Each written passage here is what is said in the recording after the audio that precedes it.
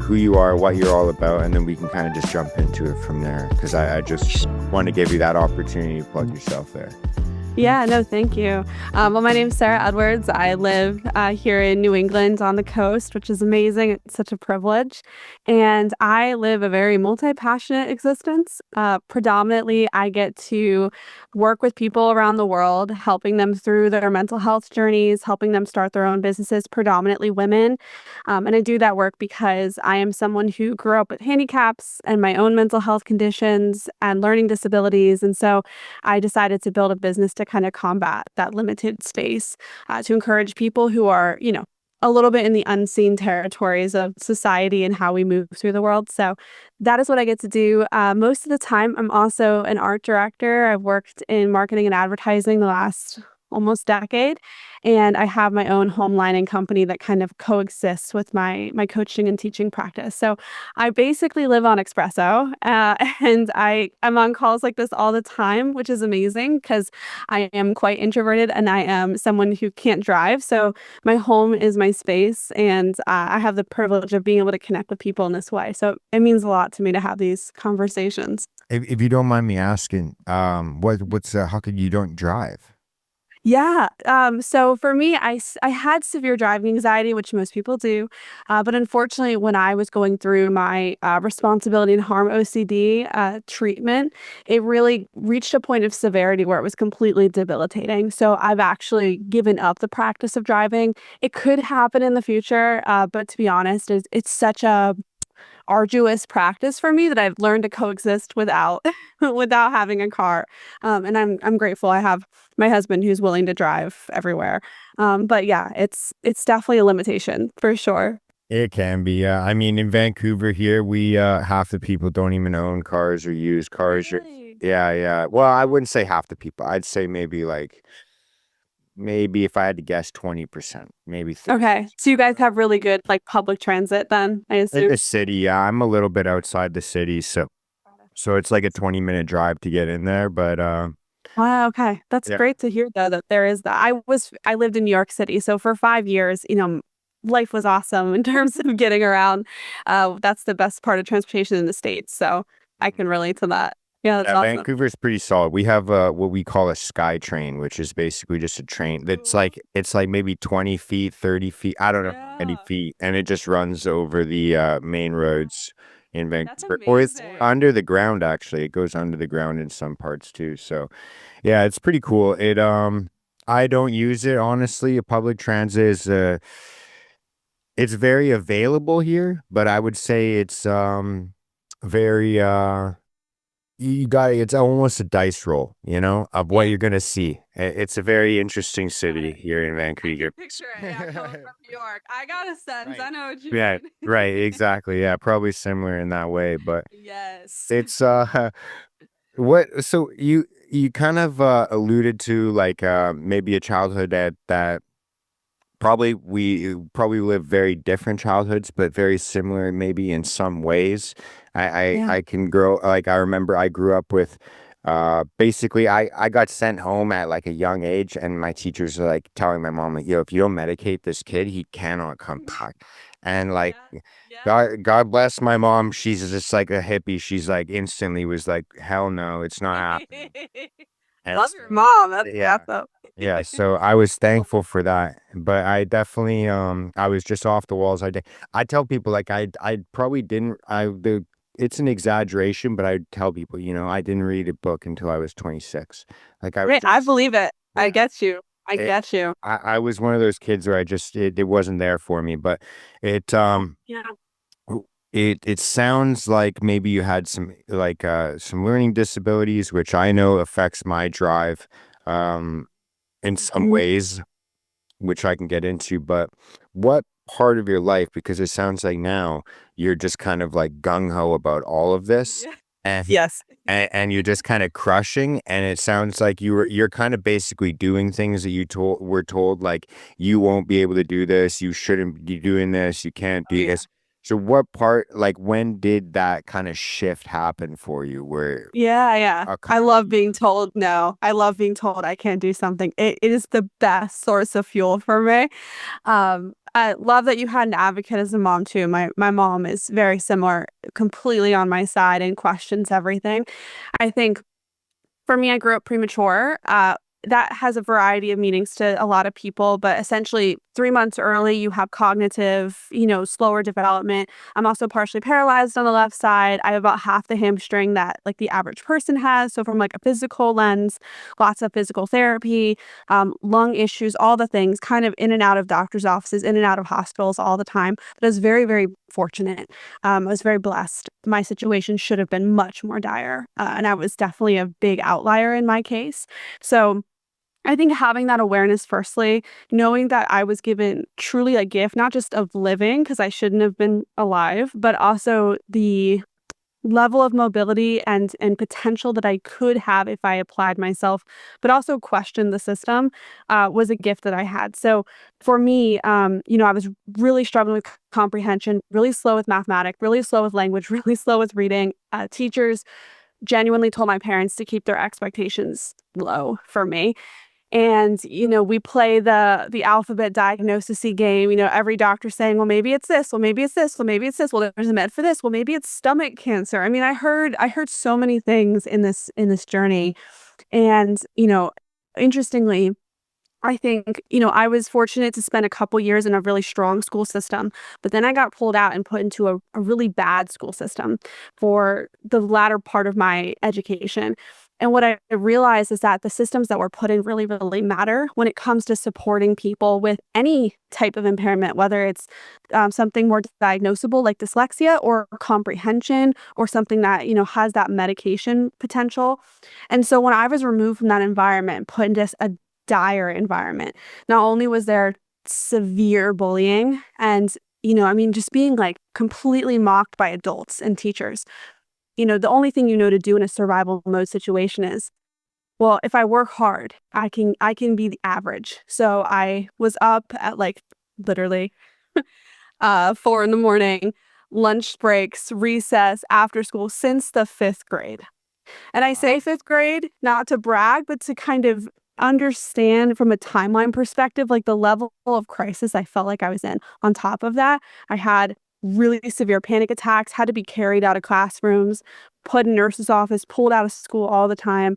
Everyone thought my panic attacks were, puberty, hormones, all the stuff when people are growing up. And that's not to say it's wrong, but I actually had undiagnosed obsessive compulsive disorder, which is a very debilitating condition in and of itself. So these things compounded together, I realized that no one was going to help me.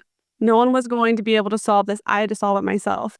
So by the time I got to seventh grade, I remember I felt crazy. I remember sitting in the small, very small section of our school library and reading medical books and trying to figure out what was wrong with my brain because I felt Crazy. That it was is crazy. I was determined. in a good way. That is actually kind No, but like actually, my mom she was such an advocate. And the one thing I tell people all the time is the greatest gift they gave me was they said no to doctors and teachers and people saying this is what her outcome is likely to be. They said, no, no, no, that's great, but she's going to find like another way forward. And that reframe at such a young age of like, you're going to find a path. It's just going to look different from everybody else's path. It made me feel excited and capable of like, let me go into this small dinky library and like read textbooks in this like little section. And, I really started to understand anxiety and like evidence-based neural pathways and really started to get attached to that world to the point where I actually started getting pulled out of class to teach other students. So I went from a special ed kid to like a teacher's assistant because I was able to translate information between the average person and the highly handicapped individual. So before I knew it, I was an aide, I was a teacher's assistant, and I ended up graduating high school a year early because I actually maxed out of work. Like they had nothing left to give me. So it was such a weird pendulum swing, and I did it very quietly. I kept my head down, benched and pee, all the things that helped along the way. But yeah, just complete grit and like refusal of accepting labels. I think. that is honestly like that's such an early shift. Yeah. That's so cool. I wish like well, everyone has their own timing, but that's such a cool, it's crazy that that happened, that just having that happen. As you were saying that, like when you're saying like the having like adults mock you in certain things, I Mhm. remember vividly like a teacher one time, we had to make like little covers for like novels, you know what I mean? Yeah, Like yeah, to yeah, yeah, yeah. Oh, protect I the book. got you. I'm locked. Yeah. And she's like, "Could you at least try?" And I cried. I was so sad. I was just, dude, I'll never forget that. But It imprints on you. I relate to I feel that in my stomach, what you just said. yeah. It's, It happens, but it definitely is the environment. I was Mhm. looking. I saw a meme the other day, and memes are basically, I think in my brain, one of the most effective ways to communicate ideas, Love it. I and love it. and it shows like a fish tank Yeah, yeah. and a dirty tank, like a clean one and a dirty one, right? Yes, yes, And then yes. it's like where most people would like medicate, like what would you do? Like kind of like a an idea of like, no, I think we should just clean the tank. Like I think this is a Yeah. bad Ah, environment to live in, love that. right? That's awesome. That's exactly it, honestly. And so it is it is just something that's interesting because I for years like ADHD was like one of the first things that they wanted, I say they, the proverbial they, but they wanted to medicate me on, that was like teachers recommending it, doctors recommending it, and then going through bouts, issues with like anxiety, depression, there's all these other prescriptions that they'll throw at you, medication that they'll throw at you. And I've always, I've come to kind of my own conclusion. I don't know if you'd agree on this or disagree on this, but I think a lot of these labels, when they come down to it, with depression and anxiety and ADHD and a lot of the other, well, like I'm not trying to say that they are not real, but what I am Mhm. saying is I think a lot of the time for me, it was almost like a lack of a skill that I needed to develop, if that makes sense. Yes, 100%. I could not agree with anything more today. I think medication is a powerful tool and it works for many people and it can be a good tool, but emphasis on the word tool, it's not the root cause. And I think we have gotten into a band-aid comfort culture where we're just slapping band-aids on everything. And I Yeah. think medication is a byproduct of that sometimes. So You don't think totally people just have agree. Wellbutrin deficiencies? See? You just gotta take it like vitamins. It's like a deficiency you got, and it's like, oh, it's okay. It just takes. Oh, I thought I had a if Prozac deficiency for a while. You know? Oh yeah, Prozac. We've tried Prozac, whatever. Right, right. Man, there's so many layers. Human beings were so amazingly complex.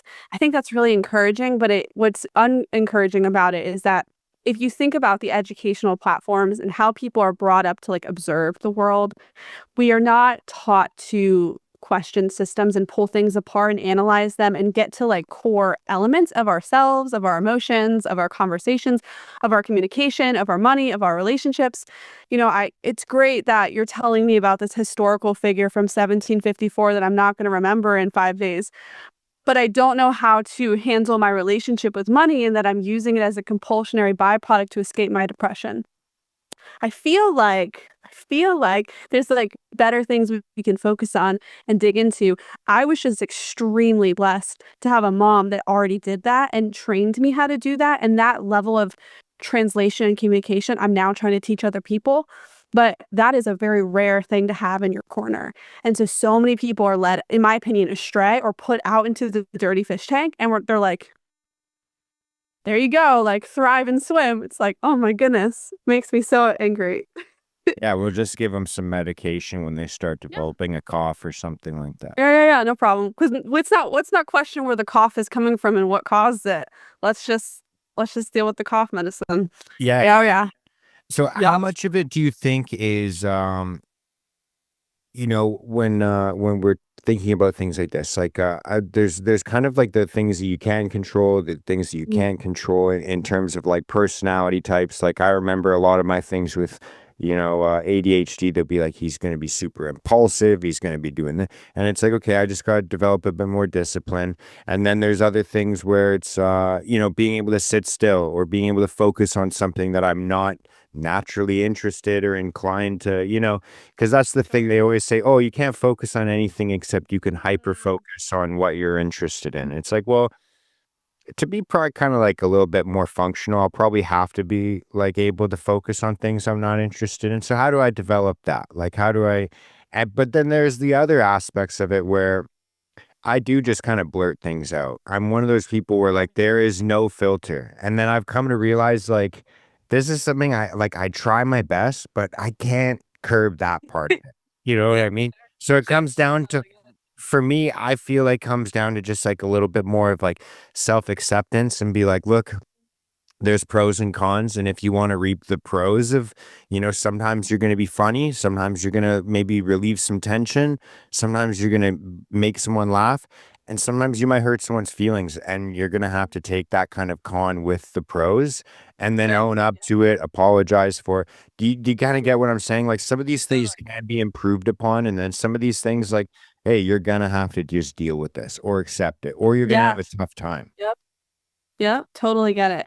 I love this because this is what I spend so much of my week doing.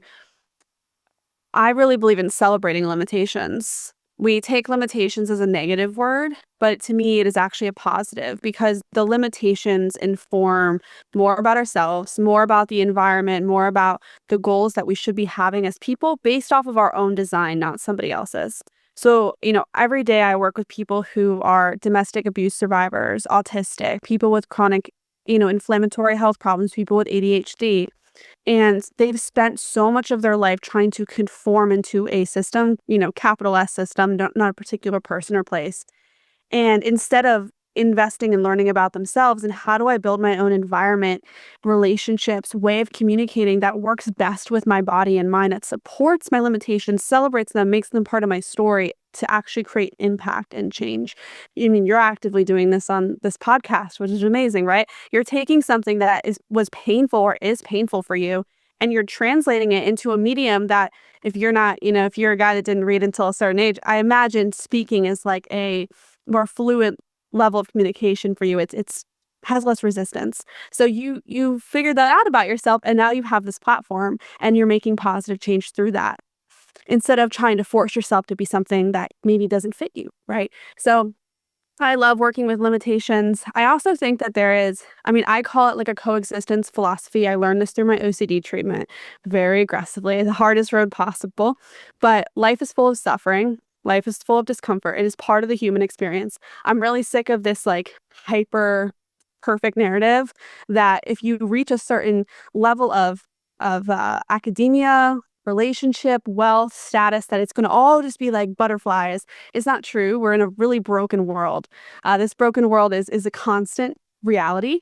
So learning to coexist with discomfort is key, which also means the discomfort of our issues, whether they are externally inflicted upon us, not by our own hand, or because of our own consequences that we have as people.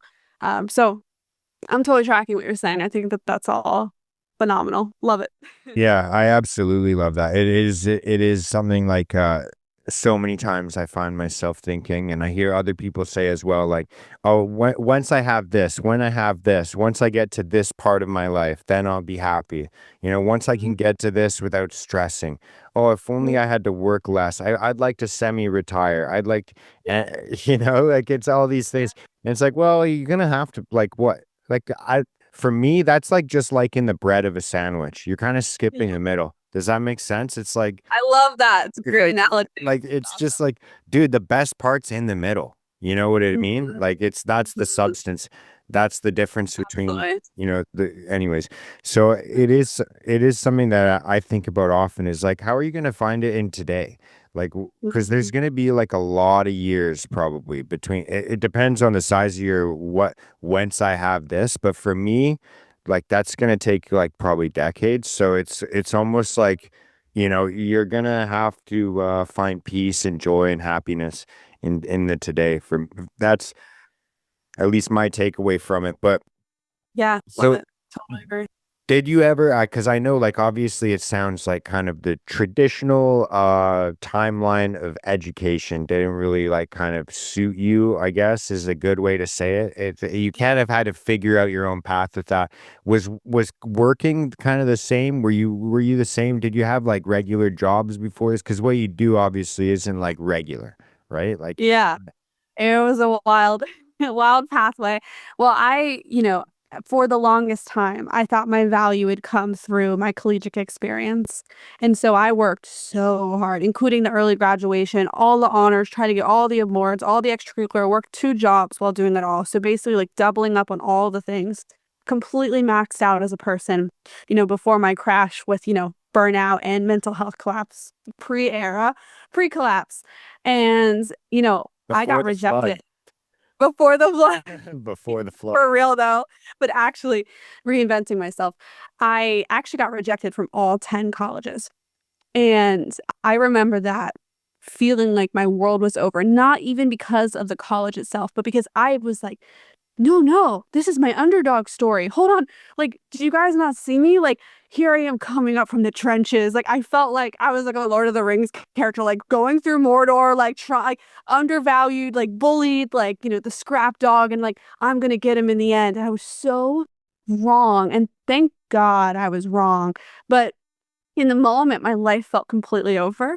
So obviously, I wasn't going to take no for an answer because I haven't done that the last decade. And I decided to, find a college program that matched up. That took me to New York City. But right before that, I decided to go to Europe, and I decided to weasel my way into a program and kind of lied my way in because you're supposed to be 18. I was 17. I was like, look, guys, like, you can make an exception. So they let me go. My parents were like getting gray hair actively. They're like, you are literally 6 children in one. Thank goodness we only have one child. I left, kind of had my exploration, realized I love the arts, applied to an art school, got into an art school in New York City, went through that, went, oh my goodness. I'm screwed. I'm so screwed because I'm so burnt out and I don't want to be in these systems anymore. I'm tired of exams. I'm tired of critiques. So I also don't want debt because how am I going to make money doing this? And so my whole worldview got exploded because for me, it was like, I'm going to work a 9 to 5. My dad with his briefcase walking out the door, like, that's what we do, right? And so I was like, okay, well, first I got to make money, right? You're in New York City. It's expensive. I'm living like literally living off of dollar pizza. Okay. My parents are nervous. They're like, look, kid, like you got to figure this out. And also snuck my way into a competition, and you're supposed to be a senior in college. So I went to them and I said, hey, I mean, do you guys check paperwork? And they're like, oh, yeah, sometimes. And I was like, okay, cool. So then I applied as a senior, even though I dropped out after being a freshman, and got into the competition, which was against like all these countries, like Switzerland. Like here I am, like I don't even This know is what the this Goblet of is. Fire. This is the Harry Potter, the Yeah, Goblet. we're going through Lord of the Rings now. We're in Harry Potter, like for sure. And I remember, I'm not even kidding, dude.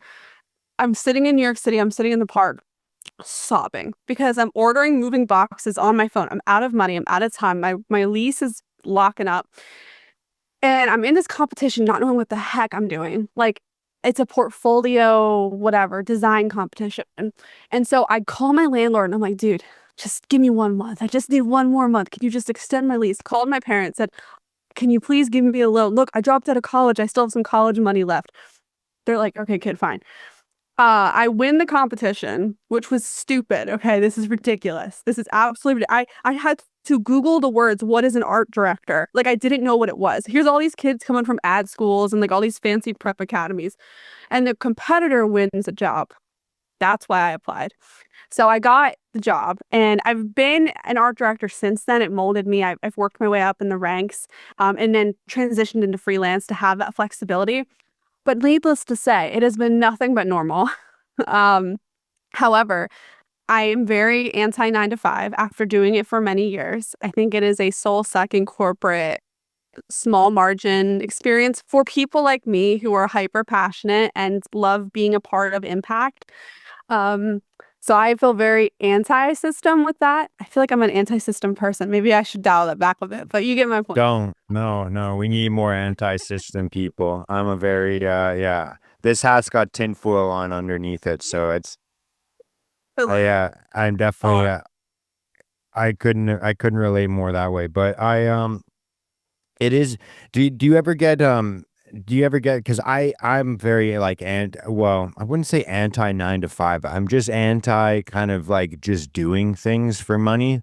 I think Mhm. like people like, because I kind of me I run like a renovation company, me and my old man. That's what we do. So it's kind of not really like a 9 to 5. It's sometimes it's a 9 to 9, and sometimes it's a, it's very different all the time. And sometimes it's you take a Monday off and you work on the Sunday instead. It's kind Yeah, of like one of those things. variability. Mhm. But it's also like kind of feast and famine a lot of the times as well. So it's kind of like you get like big projects, and then that's like you're feeling confident, you're feeling good, and then the winter comes and you're kind of calling up customers, hey, you want me to come by and freshen up some paint in your house, or Yeah, yeah, yeah. right? So Looking for scraps there. right, So right, here.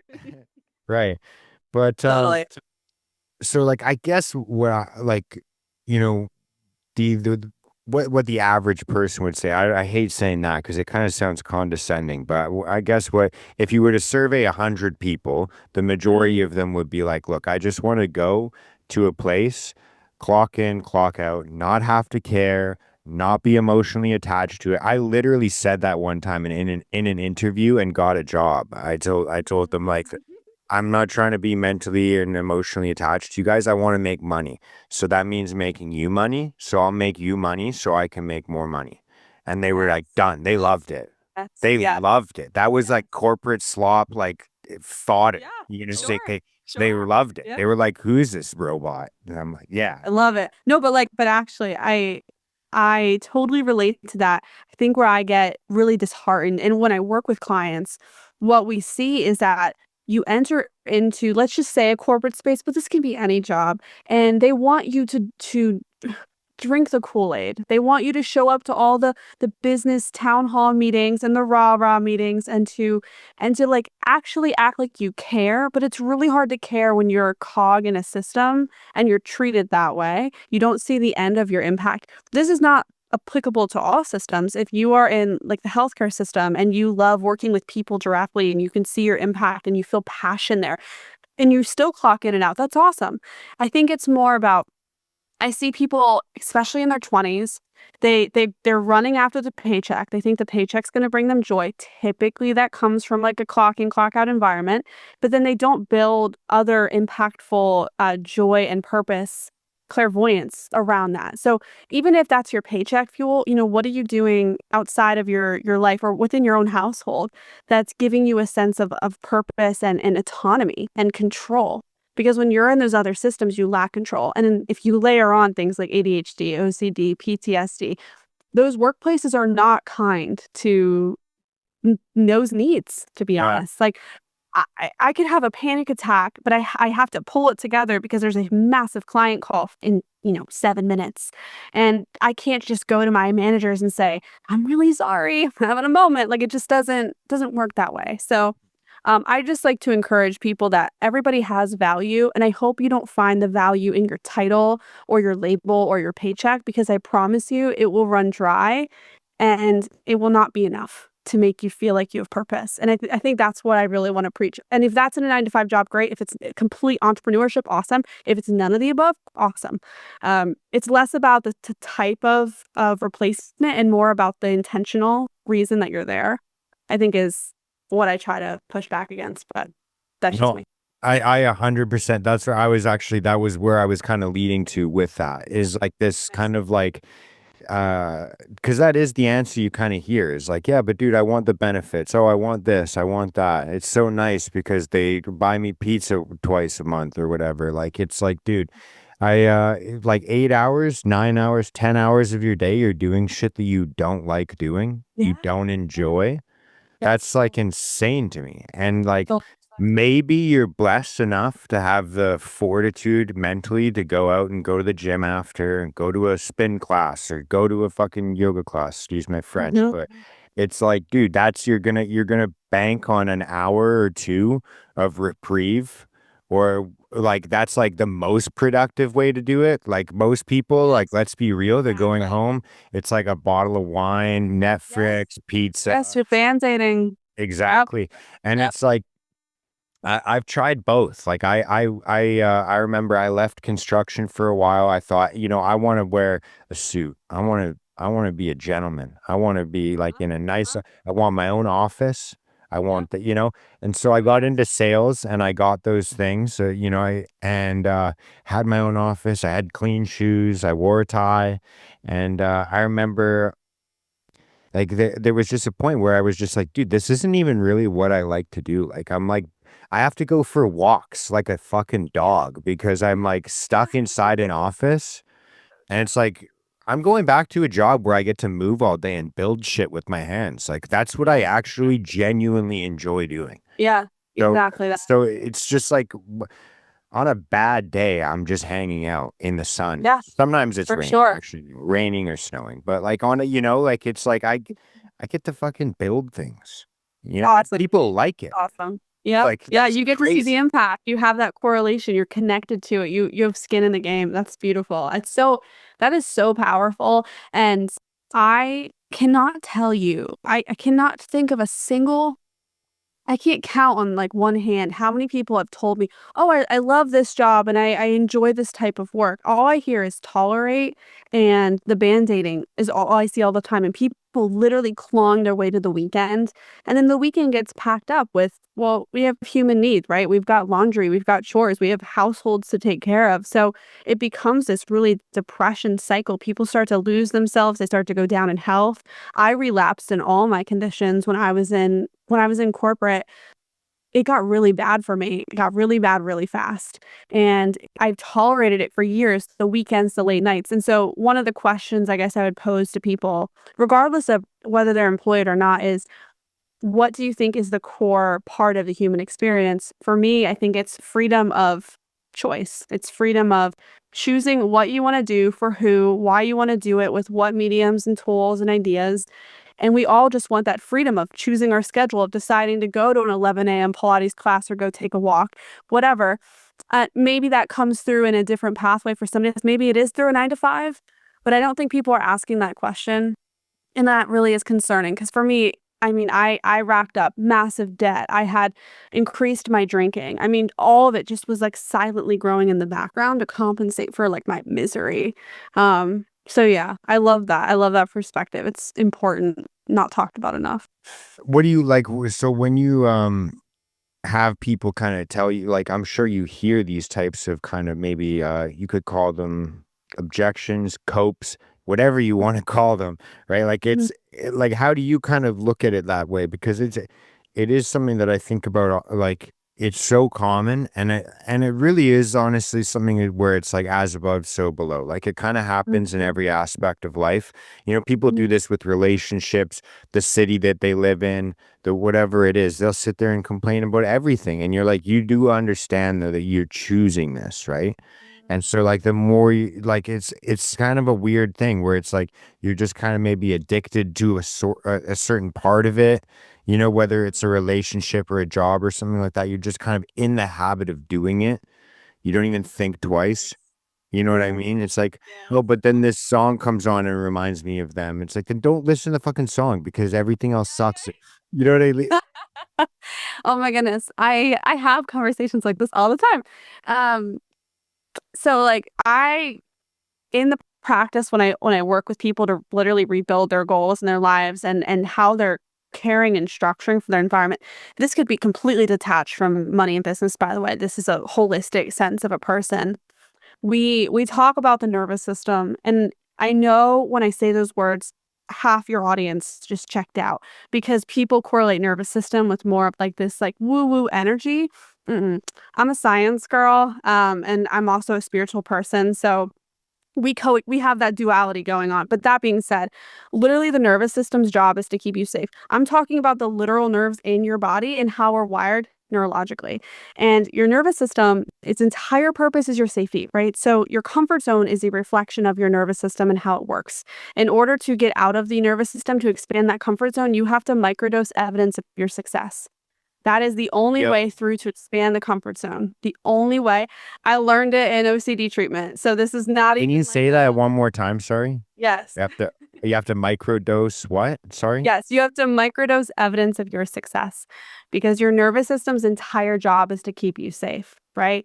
So, what happens is the reason your comfort zone is comfortable, whether that's the song you keep listening to or the relationship you're in or the job that you're in, is because you have built up evidence of your safety and success and lack of energy expenditure within your comfort zone, right? So it's the same kind of mentality of when people come to me like, Sarah, I can't show up at the gym, right? I love using nutrition because I think it's a universal language with all of us.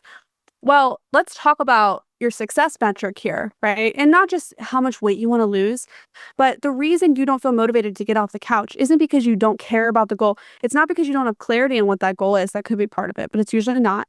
It's because you haven't proven to your body that if you go and lift those weights or if you go and walk that mile every day, that you're actually going to get the success results that you want. And that is applicable to everything. And that is also what I learned in OCD treatment because we have the anxiety cycle. It's the same thing. OCD thrives off of looking for evidence of an irrational thought being true or not true. It is the inability to sit and process uncertainty. So, how you receive and how you project information, guys, is crucial to how you talk about things and how you translate things, is everything to do with your environment and like how you're processing your decisions.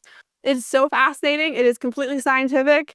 I don't believe in like the woo woo energy stuff personally. I don't This believe is in just how our anything, body and I works. believe in everything. So I'm in on all of it. I don't believe in There's a any big up science. spectrum going. Yeah, I don't believe in anything. I think it's all fake. So therefore, I'll believe it all.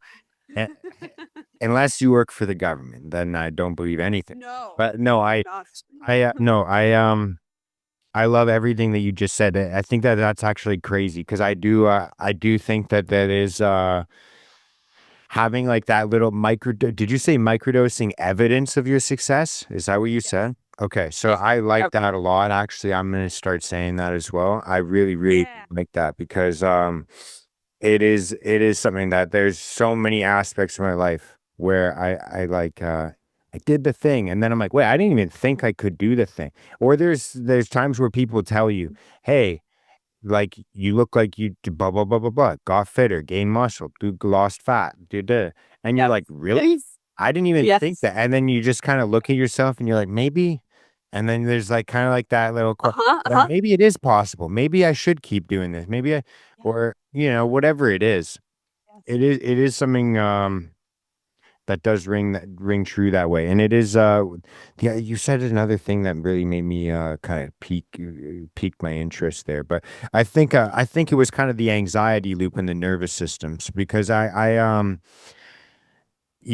actually recently I thought about this actually while I was showering this morning because I had a Nice. little The bit of best thoughts. yeah, yeah. I had a little bit of there's 2 things you said. The first thing, we can circle back to. I'll just say like, people say things like, "Oh, I love to do that, but I feel it gives me anxiety, so I could never do that." So I want to circle back to that. If I forget about it, Mm. maybe will remind me. But the other thing, what was the other thing? I was just about to go off, and mm, I hate when that happens. Oh, what I Microdose thought about the evidence. shower. No, no, no, no, no, no. No, You actually, got no. it. It was okay, it was something else actually because okay, so I had recently um what we consider to be like a stomach bug, a little virus. Mm. I Mhm. don't fully subscribe. I don't even believe in viruses, I'll tell you that. I like your style. But but I had something going on in my body. I like couldn't stomach food for almost a week, which is very, very bizarre for me. Uh, Brutal. As an adult, that's brutal. Yeah, well, and it's also just bizarre for me. I've always yeah, it's never been an issue for me. Haven't I did go through kind of gut flora issues a few years back and then I kind of solved that through like the Yep. FODMAP diet and all this stuff. Oh yeah, been there, man.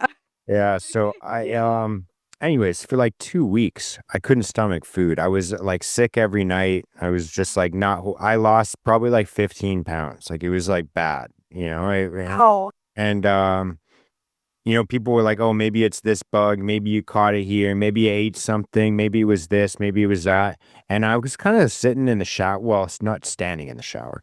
And I was showering this morning thinking, like, I think that was stress and anxiety. Like, I legitimately do think that that was like not a sickness or an illness or a virus. Like, I genuinely think, and it's not like anything out of the ordinary was happening.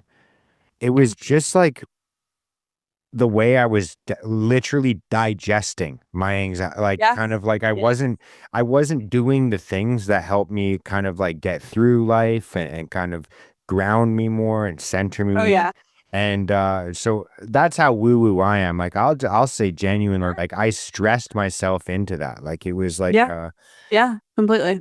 and so I don't know. There is that's why I say I believe in the science. I don't believe in the science. I believe the woo woo. I don't believe the woo woo. Honestly depends on how I feel in the morning. But I was having a woo woo kind of thought this morning about that. But it is Makes total that sense. it is there. I think there is truth behind a lot of the things where people have, this is like the generation of like celiac and I have this intolerance. Like, hey, I'm allergic to the sun or the heavy metals in the water or the this or the that or Yeah. I get migraines, I get this, I get Yep. that. Everybody's got a Yeah, thing going on. And for sure. how much of it do you think is just like kind of undigested stress, anxiety? How Mm. much do you think that that kind of wreaks havoc on our health? Yes, I have a lot of personal experience in this category. I will start by saying, and people don't believe me when I say it, it's fine. I don't care. I know what I went through. I was sick for 18 years. Every single morning, I was dry heaving slash almost, if not throwing up in the toilet. And I have had that problem since I was like literally a baby with acid reflux, but growing up as toddler, growing up as a young adult, as a young woman into high school was sick every single morning. They tested me for acid levels in the food. I ended up going on this complete elimination diet for years. I had no dairy for 5 years. I had no gluten for 5 years, which by the way is very hard to do.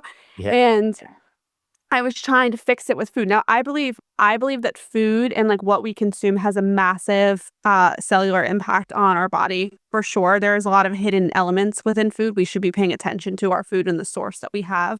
So I could go off on that, but to keep it mentally based, I I know that when my cortisol is high and everything goes up, my body has a full reaction to the point when I was in corporate and I was pushing like 16-hour days, weekend work, missing birthday parties, completely miserable in high stress meetings, being yelled at for a whole year. I ended up being bedridden. I literally couldn't get out of bed. I was having pain all over my body. I was swollen in the face. I was nauseous again. I was cutting out foods. I was dropping weight. And same thing when I was having my first massive OCD attack. I was about 20 years old. Lost a bunch of weight, couldn't swallow food, couldn't sleep. I mean, it was this whole like cycle of reactions. Um, your mental well being has a direct correlation to the point where I've seen it in blood work. My husband, God bless him. He has like no stress. I am his stress. Okay. I am his stress.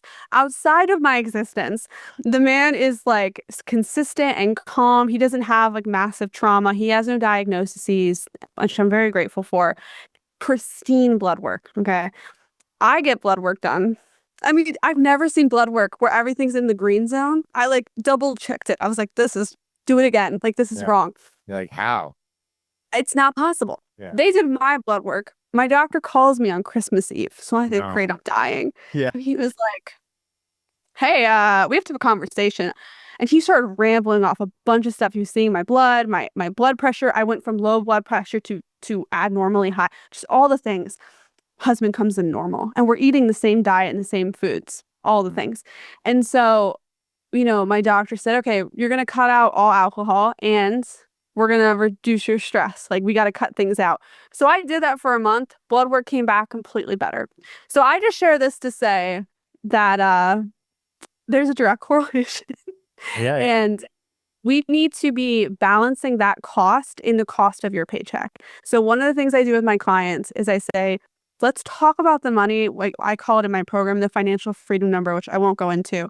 But when you're balancing out all these other jobs or tasks or lack of boundaries or relationships, let's add up the hidden phantom costs. Because it is not just that subscription was $29 or that takeout that I ordered because I was working late was $50. Mm-mm. It's so much bigger than that. It is so much, it's memories that you're missing. It is physical biological impacts of stress. It is how you're moving through the world. So that's another reason I love to encourage people to question everything because we should be going through that stuff with a fine tooth comb. Like, do not settle at just a 401k package. Like, what else is it?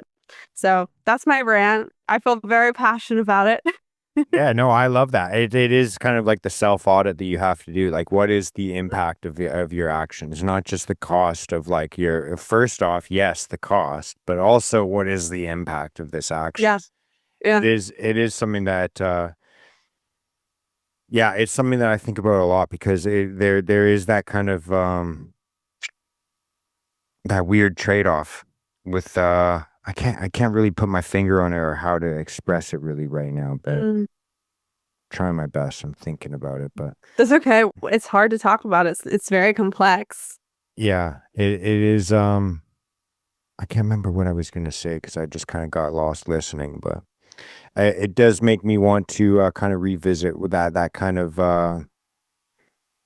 what I was talking about earlier. How people will tell you, like, oh, I just don't want to do this because. Mm, But I actually know what you want. I wanted to shift gears because we talked about how you kind of got into being an art director and kind of doing. I understand how that translates into kind of your because when I went to the website, I kind of saw, okay, you're doing so much. You do a lot of things, which is and you even said yourself, you're a multi-passionate person. Is that what you described yourself? And I could not relate more. Like I love it. I super into fitness, is super into working. I'm super like the thing that I do for work, at least I should say.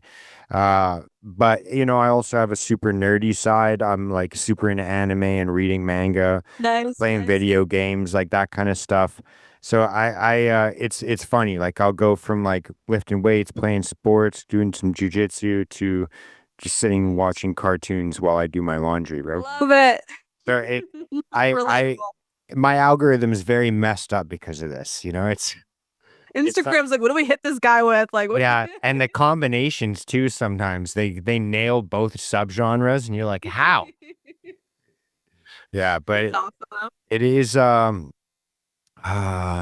how did you get into this is what brought out. How did you like I understand like from the art to selling some of the things that you sell, making the blankets, making the home stuff, making like I get how that translates. It would be like Sure. adjacent to me maybe selling cutting boards or maybe Yeah, selling, yeah.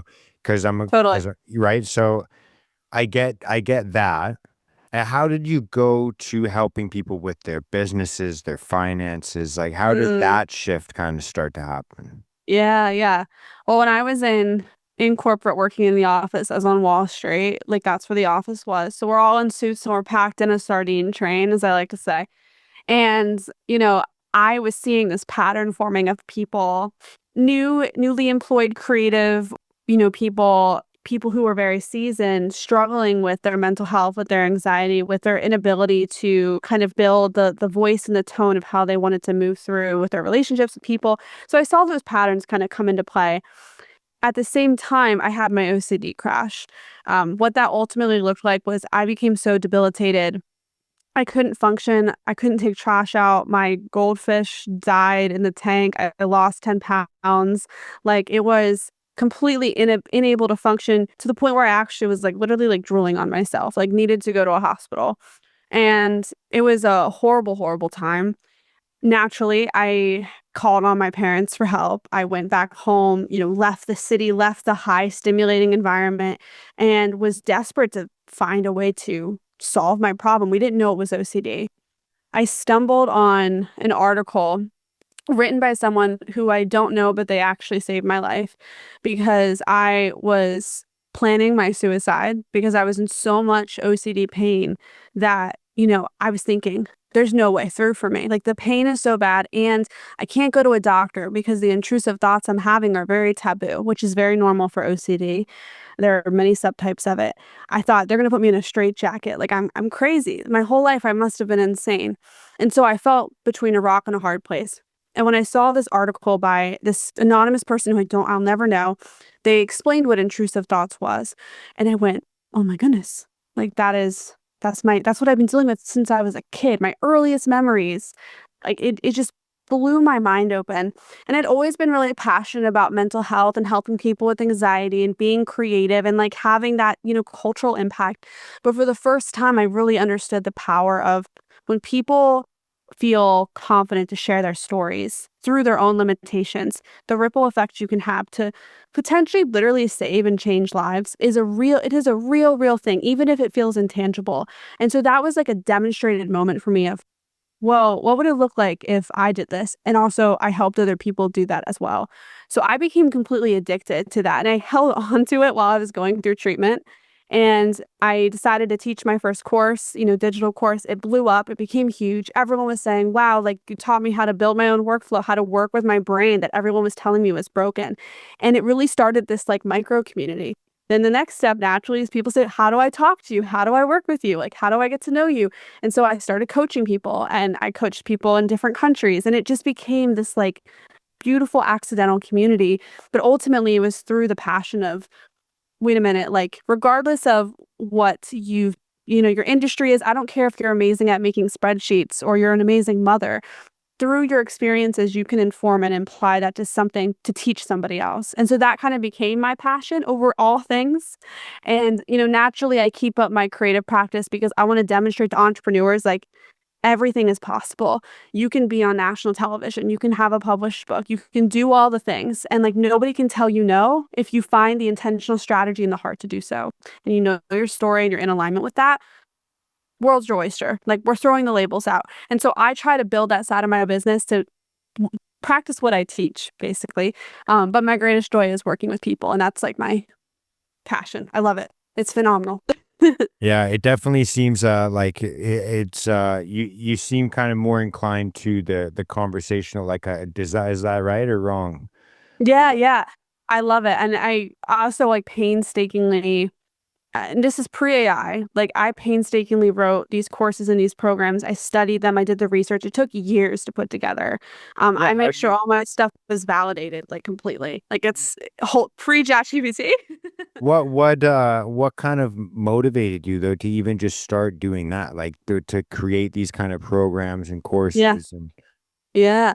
I think, it had absolutely nothing to do with money, first and foremost. Like legitimately, I didn't even think that money was on the table. I just realized that through that article that somebody wrote, I was like, well, what do I want to help people with? Like, how do I want to help other people who are struggling? That's what motivated the first course being written. Obviously, money came after that. And I went, this could be my escape route out of corporate because I already knew I was miserable in corporate. The pandemic happened, a couple days after my attack. So I had this OCD attack. I left the office crying and sobbing in my boss's office. Then the world shut down. I never saw anybody again. And so naturally, I was like, I need an escape route. I need to get out. And I realized that when you are able to tap into your transformations and your limitations, your history, that's going to inform the things that you can offer people and offer the world. You pair that up with your mediums and skills, that formula, and then who you want to serve, those three components, that is your zone of genius. And you can literally take that, form it into any offer, a course, a product, an idea, an invention, a business, in your own workplace, and you can literally change people's lives. And I will tell you, hands down, like if I could find a way to be funded, so I would just do this work pro bono, which I do work pro bono with people. Cool. It's like it's literally not about the bottom line for me. And I personally have never felt more fulfilled. Like this is why we're here. This is what we're meant to do, I believe. And so whether you are somebody balancing out an income stream or not, or you want to have a large income stream so that you can support your family and have freedom of choice, like we talked about, not be stuck in these systems, that formula of those three things, like that is your roadmap, seriously, to like move through the world in a different way. But yeah, I could go on for a long time about that. yeah. I feel like a lot of the time, like these things, they have to come, like you said, kind of like from purpose, from passion, from these types of things. Mhm. How much do you think there is an impact of like kind of going on social media, seeing all these, oh, I should be working less. I should be doing this. I should have, maybe all my income should be passive. How come I don't have a nice Mhm. car? Why don't I get to just get, this and that? And I think a lot of things that I think, how should I say this? A lot of things that are beneficial for us. Like I think that spending your whole day, like I can speak for myself. Maybe some people will relate, some people won't. But, a 10 hours day of labor and you build something like a deck for somebody or you build something and it's beautiful. And then they're so happy. They're like, why don't you have a seat? Like, let's enjoy, like, let's have a snack. Let's have, like you're actually creating relationships. People are like, you can instantly see the impact of your work. Mhm. I don't know how that translates to everybody else's job, but there's a lot of Mhm. things that I think are demonized that are good for us. I think that, putting your blood, sweat, and tears into something and Mhm. that is going to make the world better. Like, again, it doesn't have to just be construction. It could be whatever anyone does to make a positive Mhm. impact. I Yeah. think there's so many things that are either demonized or glorified, romanticized through social media, Oh, and yeah. we could be completely having a great day, and then we turn to this little evil device here, Yep. and then within 15 minutes, I'm like, "Oh, I'm actually kind of insufficient in a lot of areas in my life." Yeah. Feel kind of, Yeah. like, bad about Oh, my yeah. life. Nothing will destroy you like your For You page. Yeah. Nothing will make you feel like crap faster than your For You page. Just Okay. throwing it out there. Yeah, I was gonna say, how much of the, mental health impact do you think that that has, like, on, our okay, I don't know, Yeah. I'm assuming we're kind of maybe a similar age, I might be a bit older, I'm 30 years old, but, Oh, yeah, I'm 27, okay. my husband's 31, so yeah, I got you. We're all in the Yes. same range. Yeah, yeah. So we've kind of grown up where you kind of see you can almost tell by interacting with someone for a minute or two. You're like, oh, you spend like 5, 6 hours on your phone a day, hey? Like you look at screens a Yep, lot, don't you? That's what I yep, always think about. Like yep. there's always a moment where I'm talking to someone and I go, this person does not look at screens a lot, or I go, Uh-huh. this person looks at screens a lot. Yes, yes. That gauge, that is strictly if you're a '90s kid or before, you have the gauge. Yeah, yeah. But I how love it. like yeah, how do you where does that go? Where is that Uh-huh, heading? uh-huh. And even in regards to work, how many people sit like Yeah. an 8 hour day and like 5 of it is scrolling? Yes. Oh my goodness. I honestly think we're in a crisis. I think that this is the largest global crisis we will ever face. It is this dopamine driven addiction that is influencing our actions and our beliefs. And I personally feel like it's coming back to our inability to be analytical and question things and observe things. This is kind of why I preach about what you consume versus also what you put out is a direct correlation to what your environment is, but also the type of person you wanna be in the world. And I think that just like we talked about medication, social media, I use it. It's a tool. It is a tool. And it is a phenomenal tool for reaching people and building communities and having impact and building awareness. And we are in an information age where you can self educate. You don't need gatekept institutions or certain mediums anymore to self educate. It's amazing, but it's a tool. And now we're sending people, especially younger generations, into the world with no instruction about how to use this tool. And I think this tool is the equivalent of a flame torch. Literally, you just hit the trigger wrong, pointing it in the wrong way, you're going to burn yourself. Oh, But I'd we're say not it's a viewing nuke. it that way. Yeah, sure. It's an atomic bomb. It's a chainsaw. Like, choose your own adventure here.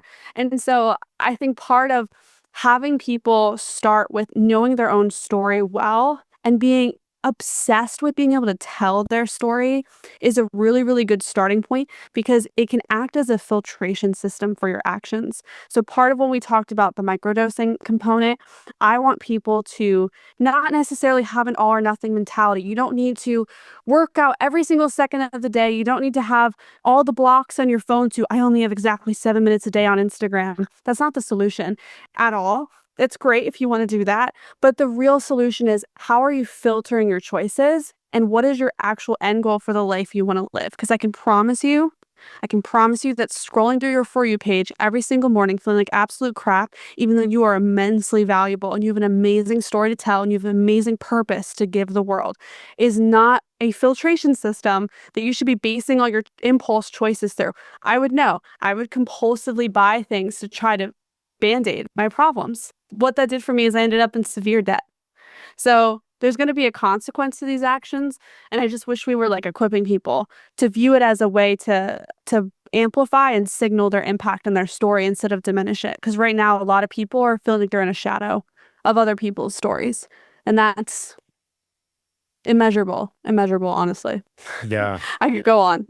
Yeah. The consumerism thing, I think, is actually like a huge thing that in terms of I don't know what you'd call it. Yeah, I guess mass consumerism. I think that actually a lot of people don't like admitting it, but I do think Mhm. that we do. I think a lot of us have credit card addiction, just like consistently. Again, it comes back to the same kind of I need this. Once I get this, I don't need to buy any more clothes, except I do need a new pair of jeans. And I do need a waterproof jacket. I do need, there's always something that, like, again, those are things I'm thinking about because that's in my wardrobe. Sure. Right. Yeah, same. Yep. But like the point I'm trying to make is we will always rationalize. Like I've dealt with other types of addictions, and in the types that I dealt with, it was always self-rationalization. Oh, but I'm Mhm. not as fucked up as that person. Oh, but Mhm. they lost their car. Sliding scale. Like, and Mhm. there was Mhm. always a, oh, this is my last Friday night. And it's like, Mhm. okay, but it bleeds into Sunday morning now at this point. So Mhm. maybe buckle up. Like, this is not the best, like there was always a rationalization. There was always like, whether it was a comparison to somebody else or it was, oh, this couldn't be my rock bottom. This couldn't be Yeah.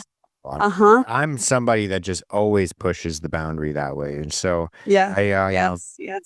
took me a while to kind of think about that. And again, it still is a part of my personality. It's just I've had to kind of I'll deal with it in separate way in different as Sure. long as Yep. yeah, yeah, I guess. Yeah. And everybody listening, they got their own. We all have our own things because we live in a broken world and broken systems and imperfect bodies. It is a byproduct of the world. And I'm really heartbroken because I see so many people projecting into the future as if that's their solution. In 3 years I'll figure it out, or when so and so leaves the house, or when this paycheck finally comes. And then those I mean, it's already been 5 years since COVID, right? Time passes so quickly, Isn't that the so crazy? fast. It's crazy. We all went through a time warp, but the reality, it gave us a new sense of time and like the passing of time. And I just want to encourage people that they have so much power today to be the authors of their own story, to literally change their daily environment. And it's going to start small. It's going to start through micro changes and micro dosing and micro decisions and physical and mental and health related changes. But like the joy you're going to feel from that is going to give you so much more than whatever Amazon box or, Instagram post you're looking at right now. Like it is, yeah. And I think people have lost hope in that. I think people are thinking this is it for me. And it's not. There's so much more to experience. Like we're not adventurers anymore. We're not explorers anymore. With my OCD, like, man, it's hard for me to get out of my comfort zone. I'm like scared to eat a new food. Like I get triggered. I have to work through that. Dude, it sucks. But it's the payment I have to pay to have that experience. Mm, Like we're in a comfort crisis, to be honest. I'm playing into it myself for sure.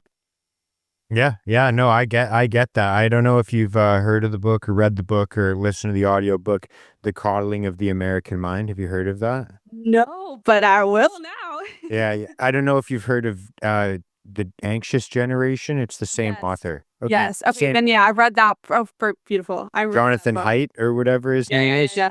So he has another book called The Coddling of the American Mind, and that's exactly what he's talking about. The I whole love book is that. about that. And it is something because I don't want to be personal, but well, I don't want to share someone else's story, but I will say there's when you look at kind of people that are raised in similar households or environments, maybe schools, classrooms, workplaces, it seems like someone that's maybe 5, 10 years older than me.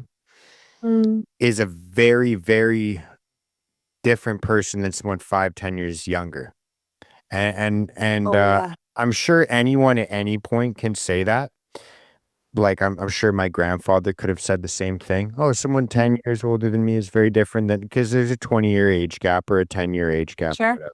Of course. But I think that maybe the capacity for differences is larger now. I don't think they had furries and stuff like that back then. I think no, but I just think like it's so different now. Like you see like the Mm. people that grew up where cell phones were something that like happened in our lifetime versus Mm. like the people where they never lived in a world without.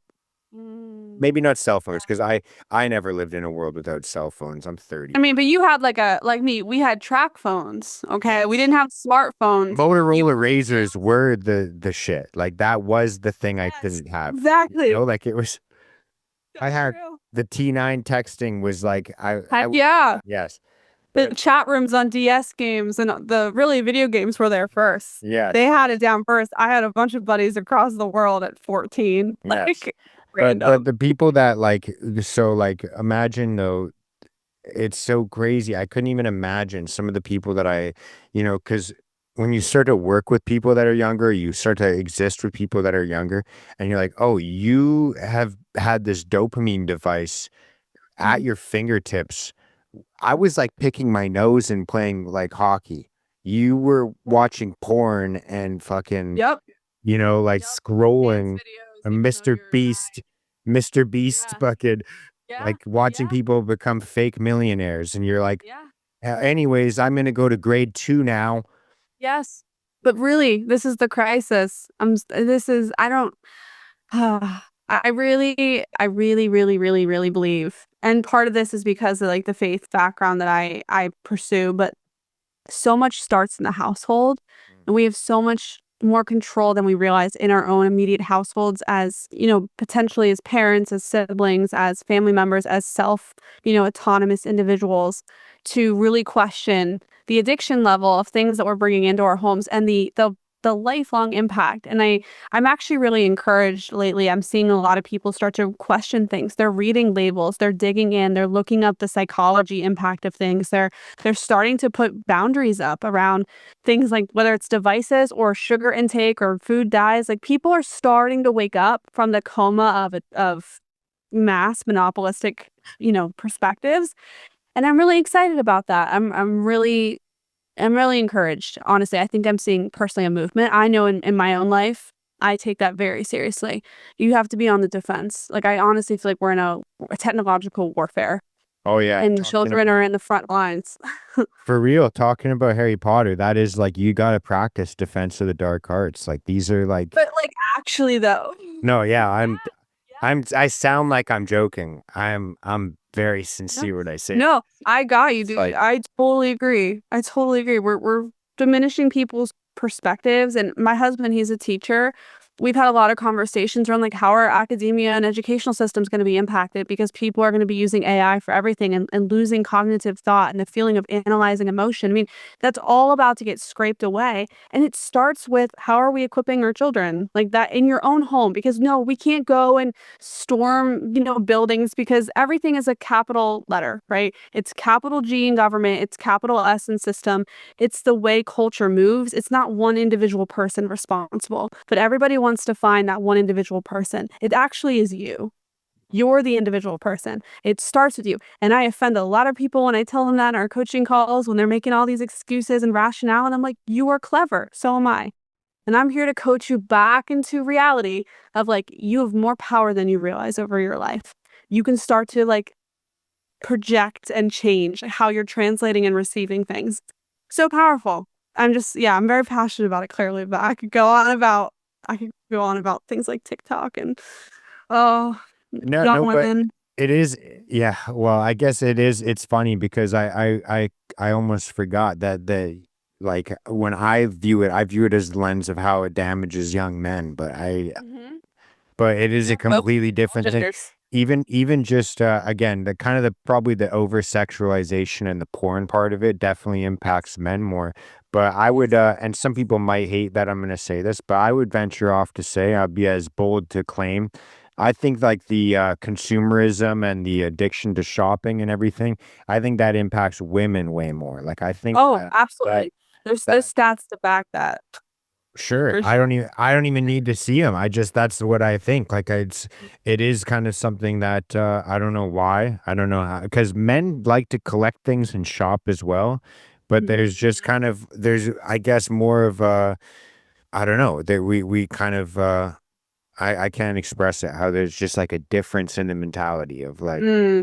I I can't think fucking the do root this. cause is there though. And the root cause is how do you value yourself, right? Because if as a woman, I value myself culturally, I've been trained, I will be more valuable and influential and I'll make more money the more attractive that I am. So Right. compulsively, if I'm insecure about my nose, which I am, or my weight, which I am, if I go and buy that Thank you for dress or sharing that. oh yeah, I could go on about insecurities. Yeah. But if I go buy that dress that that model is wearing, maybe I'll look a little bit more like her, and it will flatten my stomach because it has this special spandex technology in it to make me look. But whatever, Mm. it's where do you get your value from? And for me, like this will make people uncomfortable. That's fine. I'm a practicing Christian, so like for me, I've been able to distill my value down in. At the end of this life, when I believe I'll be asked, what have you done with the life I've given you? That is where I put my value. It is no longer in my hair color or the way my nails look. Even though I care about those things and I upkeep them for my own confidence and joy, it's not where I get my value from. And that should be the question for kids and for parents and for systems. Where's the value? Well, how are we measuring this value? And for me with my clients, we talk about redefining success. Let's like redefine the metric. That's like step one, which is really hard for people. You have to Yeah. unlearn a lot.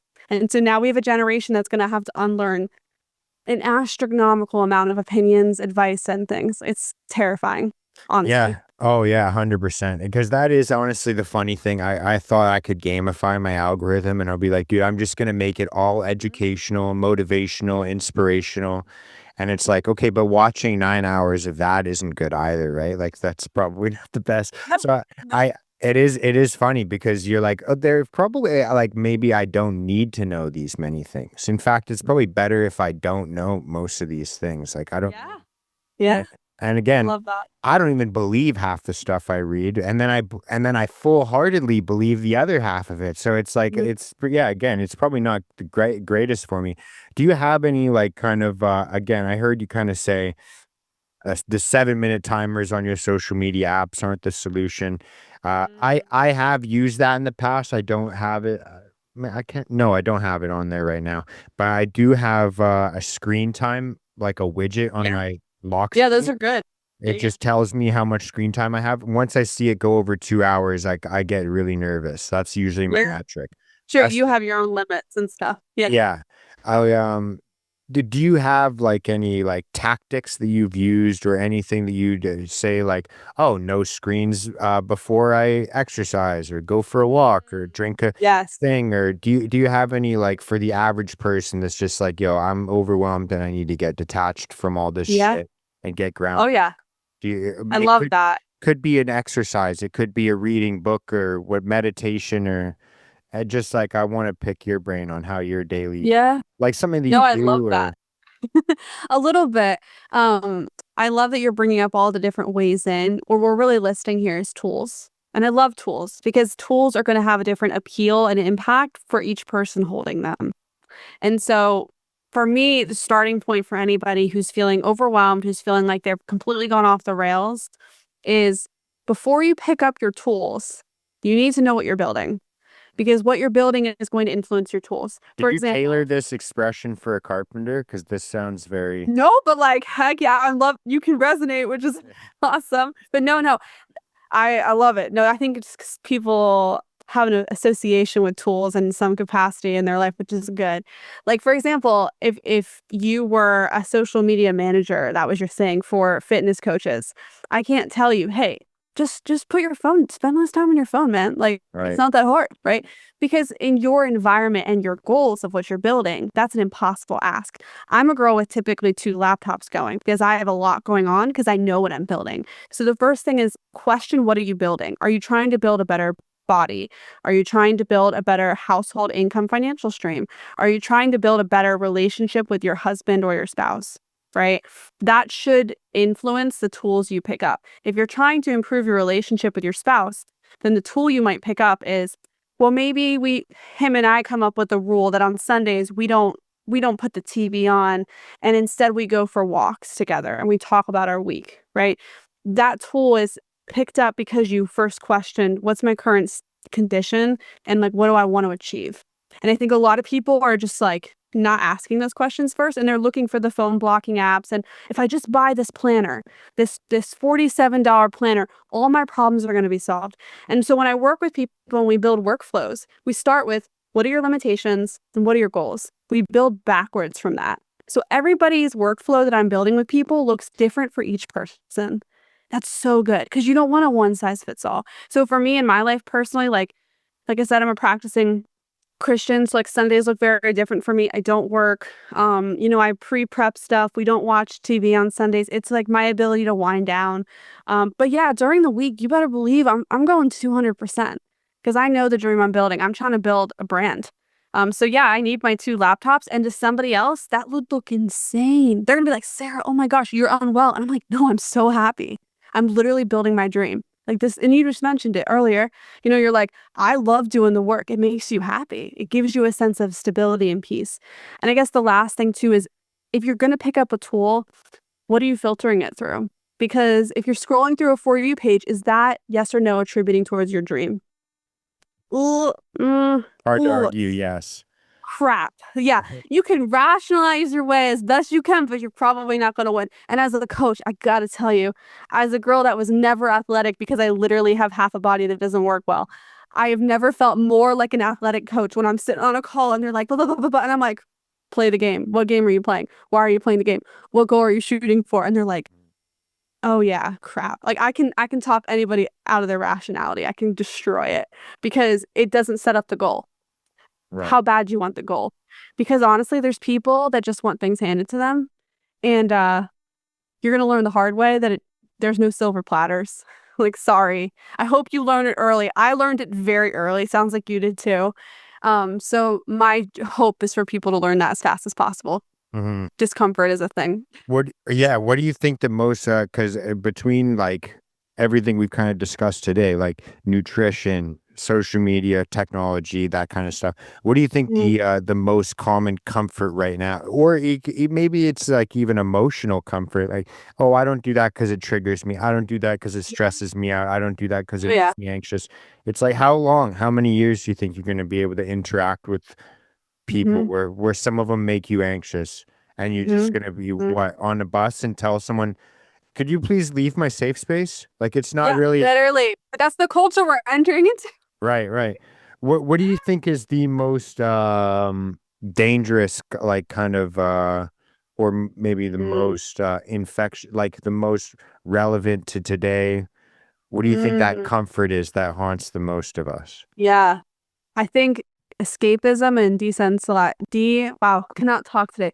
Being like removed from reality, right? And for some people that's going to be watching gamer Twitch streams. For some people that's going to be scrolling on YouTube shorts. For some people it's going to be eating the food that has the sugar rush that they don't need, but I just had a really hard day. I need to self-medicate. And the reason you're self-medicating is not because of the job. It's because of the pain the job is giving you because you're in burnout because you're not doing enough of what you love. Mm. And so we gotta remove the layers. So I would say one, people's comfort zones, my own included. I'm constantly doing comfort zone work. And that is why people come to me and they say, how are you working so hard? How are you so disciplined? How are you so brave? And I'm like, I'm not brave. I'm scared of this all the time. Like I'm like, I wake up with acid reflux and I'm like, oh, okay. All right, I gotta go pitch myself to this whatever thing. And I don't feel capable. Stop waiting to feel capable. It's never going to happen. You better believe I'm knocking on doors, even though I don't have half the credentials, and I've been doing this the last decade. So I just think that's the biggest crisis, and that's the biggest addiction is like People are trying to escape. They don't know what they're trying to escape from. And if they do figure it out, they haven't peeled enough layers back to actually ask the questions. And like Yeah. that's where you want to get analytical. And that is what we're losing with people outsourcing to chat GPT. Why am I bored at 9 p.m.? People do that. Oh my gosh. The amount of the I'm I not can't trying to be a I can't dick, but people do that. I have to, and I'm sure if you were to bring a teacher onto this conversation, they could go off. But I have been Depends on the coaching for teacher.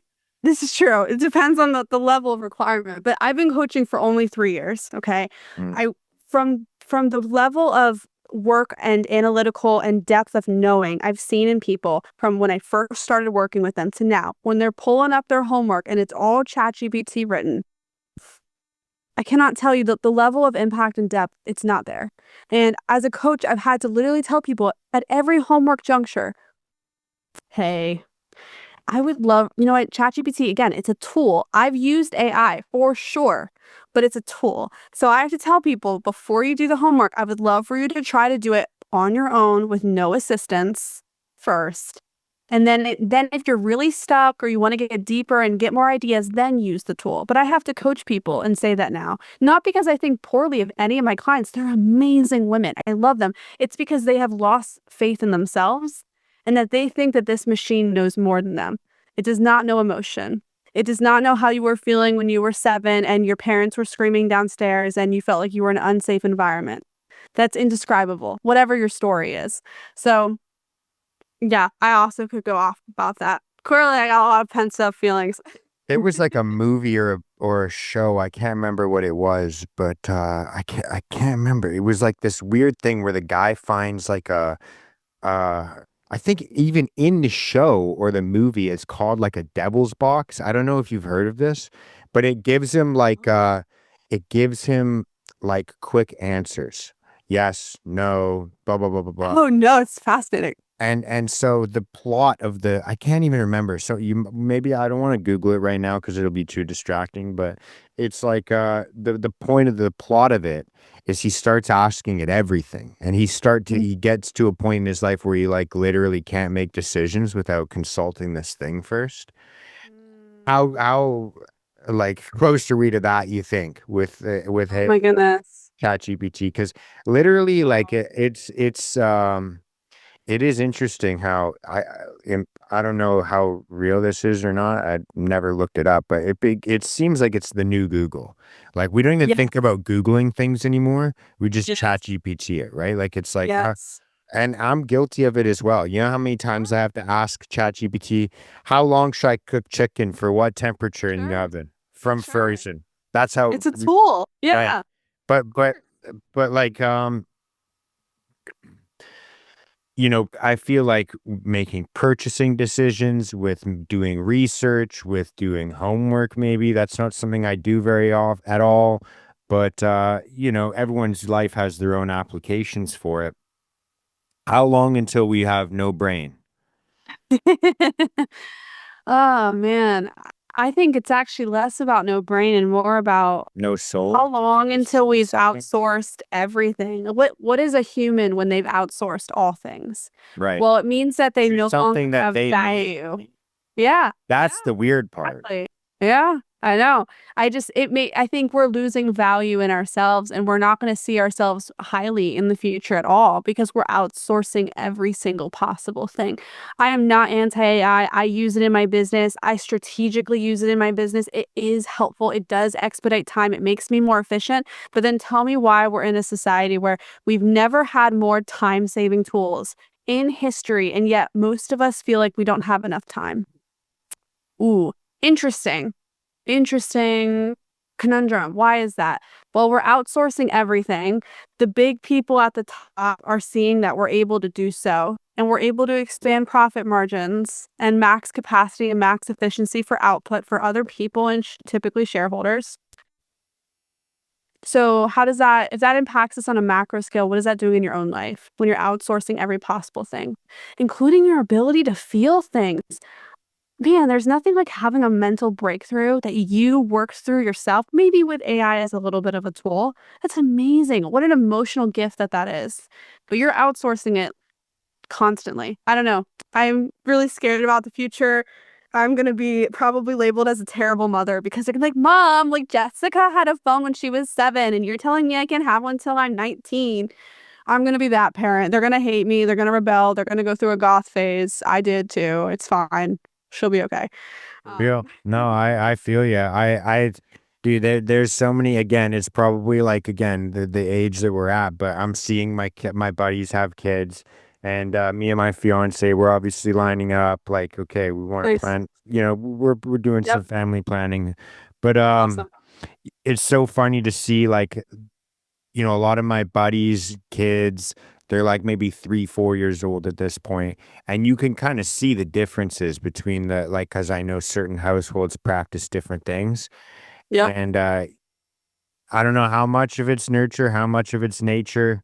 I know that they come out the box a little different already, and they Yep. have their own little preset programs, Yeah. but there is definitely like a nurture side of it where it's like, oh, you like this is a young kid that looks at iPads and like watches shows. And this is a Yep. young Yep. kid that has like a brother that he builds blocks with and good Yeah.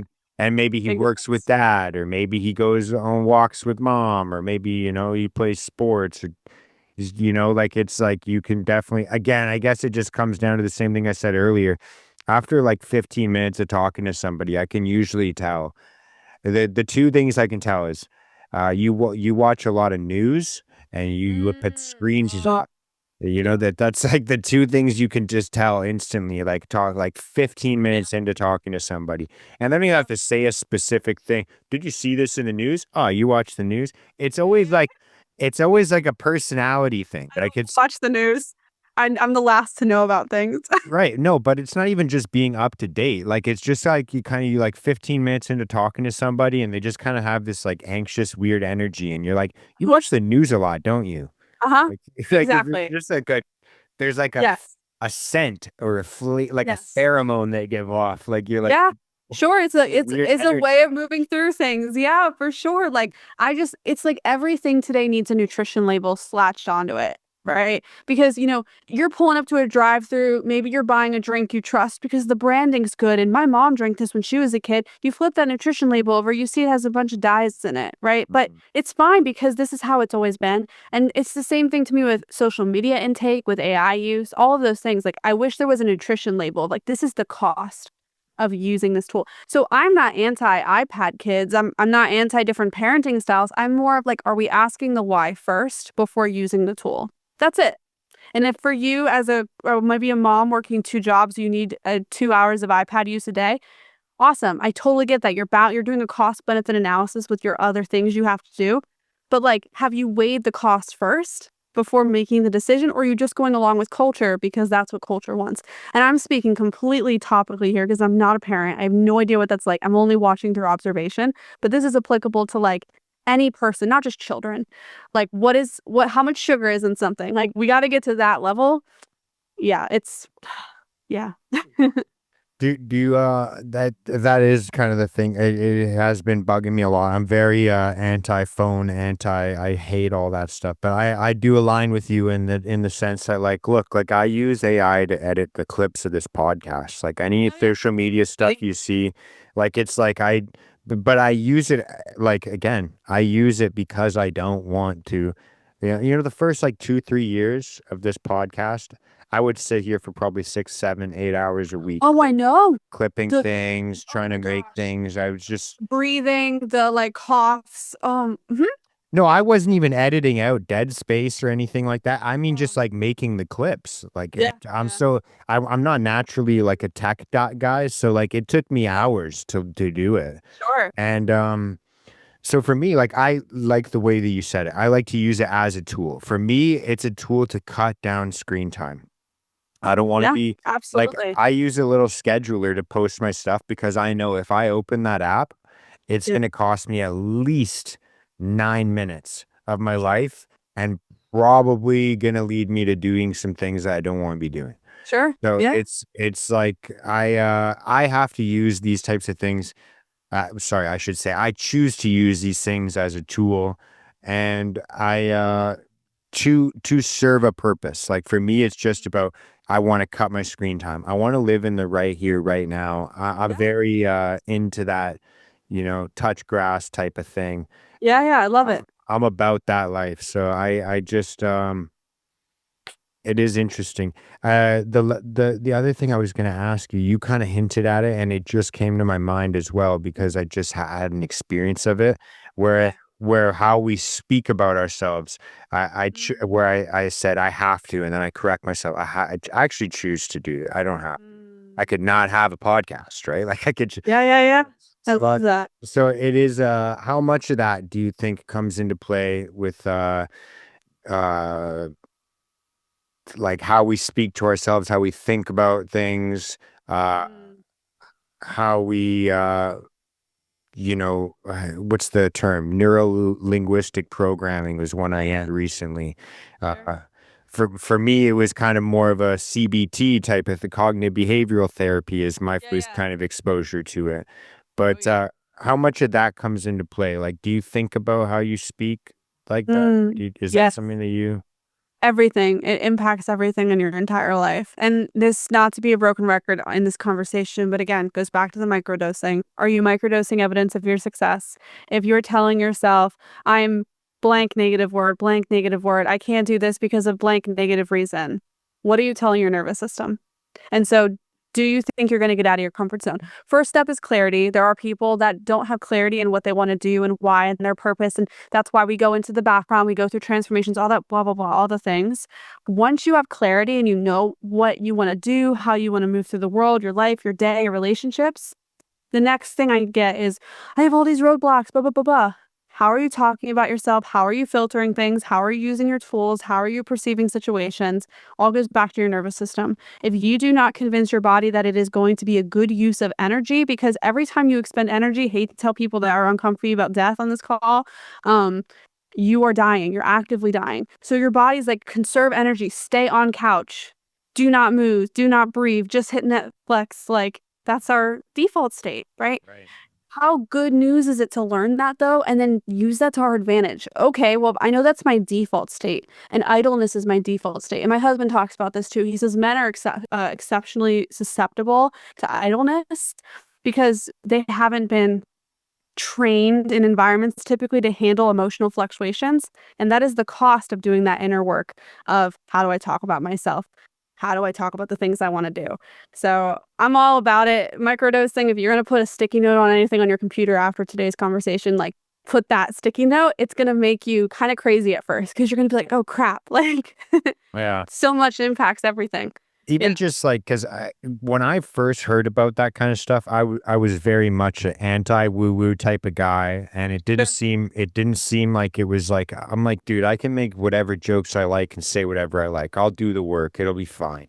And then Hmm. I like kind of I remember I had a boss one time that told me they were like, I don't want you to come to me with a problem unless you've thought of a solution already. Might Oh, not even yeah. be the right solution, but it was kind of just like an exercise of just like, instead of being like, oh my goodness, there's a problem here. It was like, hey, there's a room for improvement, Hmm. right? Like Hmm. it's not like, okay, so maybe just get your brain moving in a different direction. Again, like it's like always like, Hmm. we have this problem. Instead, Hmm. it's like there's an area where we need a solution. Does that kind of Yeah. make sense? Does this? For sure, for That's sure. it. Having a solution-oriented space and mindset is key. I've had that since I was younger. I have my mother to attribute to that. She was very much, I grew up in a very militant style family. It's yes, there's a yes ma'am, no ma'am kind of culture, but it's also, you figure it out. Like, what do you mean? Like, what do you mean that's stopping you? You figure it out. Don't come to me unless it's a crisis. So like my mom's big thing, even when I was sick all the time, was like, when she wakes me up or she calls me at school, I know she's exhausted every single possible option because she knows that if she calls me and I find out it's a small thing or that she did not workshop it, there's consequence in this household. Sounds really strict, but what she was actually teaching me was like, exhaust every possible effort and option, not to be exhausting, but to realize how capable you are. Mm. And I think people are afraid of exhaustion and the whole like, what if I fail? That's just you looking towards your potential and like how capable you are as a person, even when it fails, because it's inevitable. And like, let's also reframe statistics here a little bit because I love doing this. When people come to me and say, that has a 90% chance of failure, I'm like, awesome. So you're telling me that if I do this 10 times, one of those times is going to work? And they're like, what do you mean? And I'm like, that's the Whoa. number. That's the math. Okay. Right. So one time you got to keep throwing the rubber at the wall. Right. And so when you're coming with a solution oriented mindset with your business, with your income, with your personality, with your mental health, one of those times is going to work. Holy crap. For people that have been in pain for a long time, like I was, that's like what you want to hear. You want to hear that the light comes and that the next day is going to come and that it's going to get better. And it does pass, right? Like nothing can be a constant level of chaos forever. Like that's just not how life works. So Mhm. that to me is really good news. And more people need to dig into that because that's what I hold on to when it gets tough. But yeah, anyways. Yeah, no, it is something that again, I always thought it was kind of woo woo. It wasn't until like the last like year and a half where I've started to, maybe it was just hearing it in so many different ways. Maybe it was Mm, just seeing an impact in my life, but I just having that kind of, I try my best and I do, obviously, like I'm not perfect, but I definitely try mm, my best to think about the way that I speak about myself. That's one of the most common, like talking about faith. That is one of my most common prayers is to, I ask for the ability to honor God with the way that I think, the way that I speak, and the way that I treat other people. Because mhm. like it is, and again, some people it maybe you need to use different vernacular and different, call it what you like, call it the universe, call it your creator, call it your whatever, But when we insult each other, when we insult ourselves, it's kind of like a slap in the face. You know what I mean? Like it's kind Mhm. of Yeah. it's not really the Yeah. greatest message to send. It's not really Totally. in my eyes. Whereas, like, having a bit more gratitude for our lives, our bodies, and what's around us. It's kind of we live in a pretty beautiful place. It is a weird world. It is a hectic world, but it is kind of also like it is the most gorgeous thing in the world. Like just to have Yes. this life, to be able to wake up in the morning and as much as I rail on technology, sit and use it to communicate with people. It's Yeah. it's a rarity nowadays for people to have a 1 or 2 hour conversation where they don't look at their phone. They Yeah. just are like engaged in Yeah. conversation. And so that's something I yearn for. That's why I do this. Yeah, yeah. And It's great. There's so much good in the world too, and, like, if you don't feel that way right now, ask yourself first, like, what environment are you in and what content are you consuming? Because there's so much goodness. The reason you don't see more of it is because it's not addicting to look at and comment on and repost, and therefore it's not monetizable, and that's why we're not seeing it more in the world, but, like, I don't know. That's why I feel like I'm really encouraged. I'm so excited that we're in this like academia, self-education, self-improvement culture now that we're shifting into. I think it's really cool and tools like this are helping us. People with no platform, with no connections. I mean, I'm in a celebrity sense, I'm a nobody. Like I'm an absolute nobody. And yet I still can do the work I'm doing.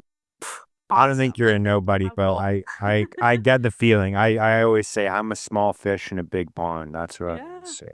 Just a That's little okay, like, guy. that's where you make the impact, though. Just a I little don't guy. wanna be on a massive stage, like, making very little surface level connection. Like, this is where it's at, Yeah, and I it's exciting. 100% agree.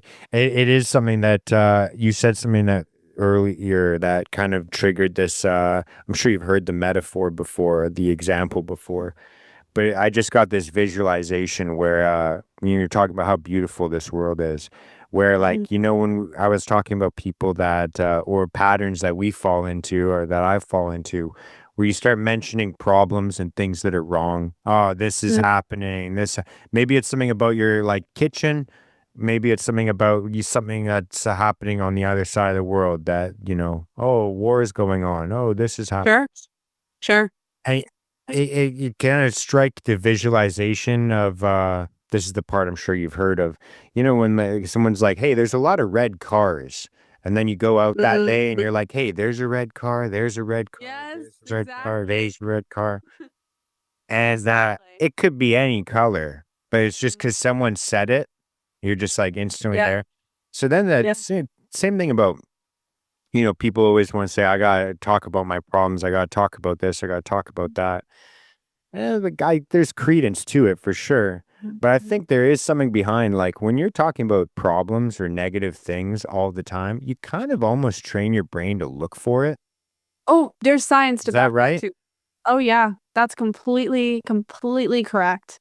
And I one of the things I advocate for with people is like I have a history of OCD. I am someone with diagnosed obsessive compulsive disorder, but I am not OCD. And Right. so for some people they're like, "Well, what do you mean?" And I'm like, "Because yes, it's part of my story and it influences how I move through the world and why I care about things, but it is not who I am." It's not who I am. And so where you're again going back to like assigning your value matters and then how you talk about that value matters. I'm all for I vent to my husband. You believe I have some breakdowns where I'm like, and this and blah blah blah and this person in my job, blah, blah, blah. Like that's totally fine. Like we can process, but like my husband and I can have that dialogue because we know at the end of the day I'm putting my head down, I'm getting to work and I'm solving problems. And I'm gonna move through that and I'm not accepting that as my condition. So many people within their discomfort are just accepting, it is what it is. Why? Why? Tell me, give me a good reason. I understand some of us are in existential crisis. Like when I was with the depths of my OCD, I couldn't just be like, oh, I'll just think my way out of it. You got to do the work. But like, man, like stop accepting things. Like, but what if it was different? And like, what does that look like and why you want it? Like, I don't know. There's a Greek word for this when you're like a questioner of all things. I forget what it is. Whatever Uh, that is, I associate with it. But yeah, we got to start a club. sorry. Hey, I really respect for your time. I know this is kind of the end of the window you gave me for the time frame. So I know you got to wrap this up and have the rest of your Saturday with your husband. But is there anything that we kind of didn't talk about that you wanted to touch on? Anything that is kind of fresh on your mind that you wanted to bring up? Anything that I kind of glossed over? I mean, we covered a lot, which is awesome. And thanks for making space for that open dialogue. I think that that's powerful and it's really unique and cool. And there needs to be more open space around just finding little pockets of things to lean into. That's so cool. And I appreciate you making space for something like this. Like there needs to be more spaces like this. So I have nothing to say, I guess, and ending on the note of we're more capable than we realize. Your limitations are really powerful and you have so much worth. Like every single person listening, regardless of where you're from or what you've been through or the labels you've carried or the diagnoses you have so much value to offer the world. And that's actually really exciting. And yeah, that's my closing statement. Yeah, I love it. Well, hey, one more time, tell people where's the best place to find you. Yeah. I have an open digital door. I love meeting people, so I'm really big about getting DMs and stuff, like introducing yourself, saying hi. I'm the only one in there. It's just me, and I have an assistant. Set Apart Company on Instagram, and same thing, setapartcompany.com for my brand if you're interested in art and home, but if you're interested in coaching and some of the work we talked about within our programs, setapartcompany.net is where my teaching, my courses, my coaching is. And I'm happy to, get to know you, get plugged in, help you, give you that roadmap in a short amount of time so you can make change and get moving. I'm all about efficiency. So yeah, always accessible for people. I love it. Well, I want to say thank you so much for your time and your energy. I love this conversation. I like your energy and I like kind of where your head's at because I think that we align in a lot of ways. But Oh yeah. it's you've got an open door here. If you ever have anything you want to share, anything you want to chat about, or you just want to have another conversation like this, just let Awesome. me know. You can come on anytime you like. But Thank you. thank you. Appreciate it. Appreciate you. Absolutely. Thanks You so have a much. good day. Thank you. Sorry. Thank you. Thank you. And if you need anything from me, let me know. Like if I need to send you stuff or whatever. Yeah, Super thanks. I'm available. Awesome. Appreciate it. You take care. Have a Thank good day. you. Bye now. Bye.